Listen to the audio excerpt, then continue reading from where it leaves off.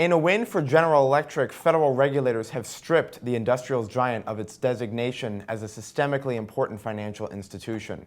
Ron Orol, a senior editor with The Deal, has been all over the story and joins me now from Washington. So Ron, this is something GE has been vying for quite some time. What does it mean for the company? Yeah, just GE, since about April last year, has moved to divest over $180 billion worth of assets in their financial division in GE Capital. A huge divestiture, which means that they now, as of today, the Financial Stability Oversight Council has basically de-designated them as a systemically important financial institution. And this will be a huge weight off the shoulder of GE. I guess the largest thing that they will no longer have to deal with are kind of bank-like capital and liquidity requirements that comes with being a systemically important financial institution.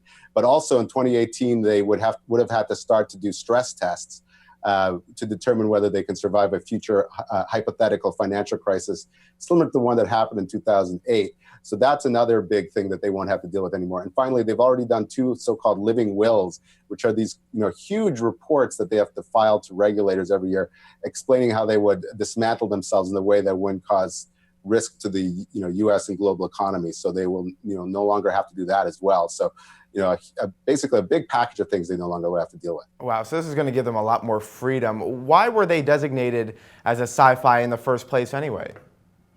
Yeah, they were designated in 2013, and basically the Dodd-Frank Act, which created the Financial Stability Oversight Council, which is a council of regulators, found that the Dodd-Frank was responding to a concern that there was a lot of financial activity going on outside of the traditional banking sector, particularly in the form of American International Group, which was a huge insurer, and it was a major problem for the financial crisis.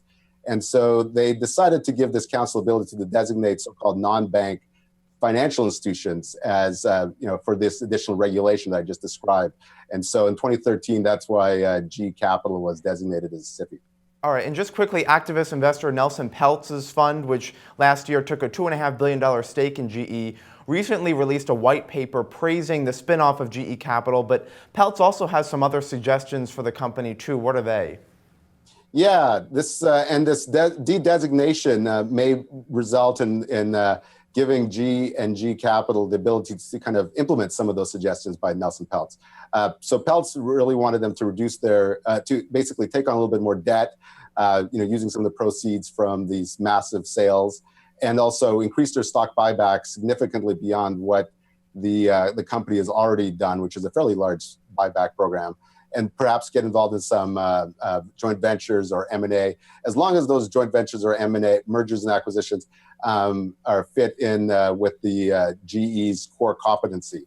So, the company's kind of telegraphed that they may take on some more debt, and so we may see the GE and Jeff Immelt, who is, knows Nelson Peltz fairly well, take some of those actions. So anyways, it'll be interesting to see what happens now. Yeah, just fascinating stuff. Let's take a look at where GE's shares stand right now.